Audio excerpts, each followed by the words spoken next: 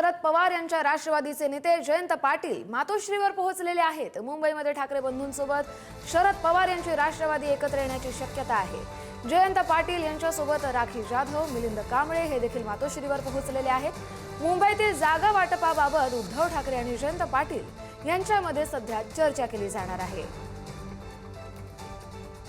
आपण पाहतोय जयंत पाटील सध्या मातोश्रीवर पोहोचलेले आहेत। मुंबईमधल्या जागा वाटपाचा निर्णय अजूनही कायम आहे। धनंजय दळवी आपले प्रतिनिधी आपल्या बरोबर जोडले गेलेले आहेत। धनंजय, आपण पाहतोय जयंत पाटील आता मातोश्रीवर पोहोचलेले आहेत, म्हणजेच राष्ट्रवादी ठाकरे बंधूंबरोबर निवडणुकीत उतरणार का?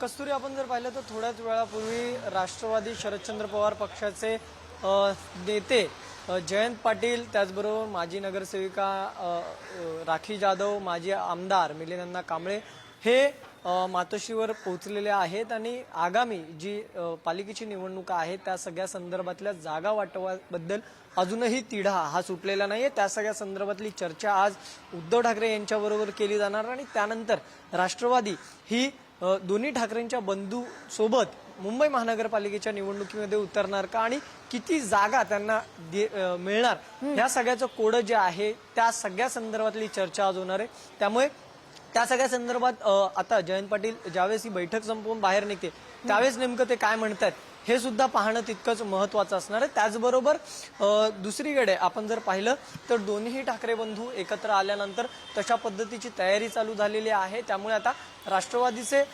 सुद्धा उमेदवार जे आहेत, अनेक इच्छुक उमेदवार आहेत, ते तयारी करताना पाहायला मिळते। त्यामुळे लवकरात लवकर 30 तारखेच्या आतमध्ये जागा वाटप करून त्यांची नावं सुद्धा जाहीर करावी लागतील, कारण की त्यांच्याकडे अर्ज भरण्याचा वेळ जो आहे तो अगदी 30 तारखेपर्यंत, त्यामुळे तो सुद्धा त्यांना भरायचा। त्यामुळे एव्ही फॉर्म कोणाला मिळणार हे सुद्धा महत्त्वाचं आहे।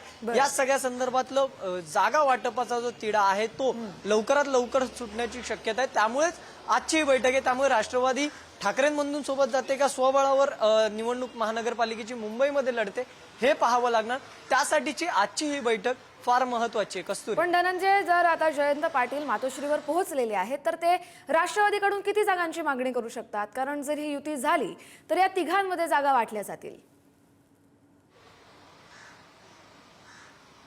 नक्कीच, ज्याप्रमाणे आपण पाहिलं की या आधी सगळ्यात जास्त शिवसेनेची ताकद ही आपल्याला मुंबई महानगरपालिकेवर पाहायला मिळाली होती। त्यामुळे सगळ्यात जास्त जागांचा दावा जो आहे तो ठाकरेंच्या शिवसेनेकडून केला जाईल। त्याच्यानंतर महाराष्ट्र नवनिर्माण सेना सुद्धा त्यांच्यासोबत आहे आणि आघाडी असल्यामुळे आता त्यातून काँग्रेस स्वबळाचा नारा काँग्रेसने दिलेला आहे, मात्र राष्ट्रवादी सुद्धा आहे। त्यामुळे कमीत कमी 50 ते 70च्या जवळपासच्या जागा ज्या आहेत ते राष्ट्रवादी शरदचंद्र पवार पक्ष यांच्याकडून लढवण्याची शक्यता आहे, तशा जागा मागण्याची शक्यता आहे। त्यामुळे नेमकं या सगळ्या सीट शेअरिंग मध्ये ज्या खलबत्या होत आहेत, ज्या घडामोडी घडतात त्याला वेग आलाय।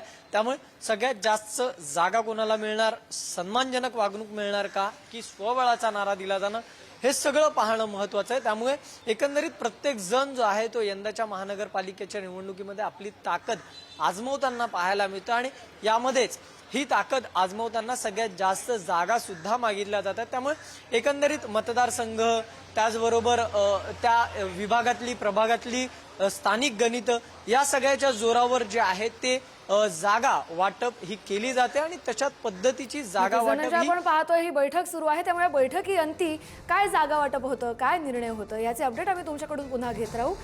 तुर्तास धन्यवाद तुम्ही दिलेल्या सविस्तर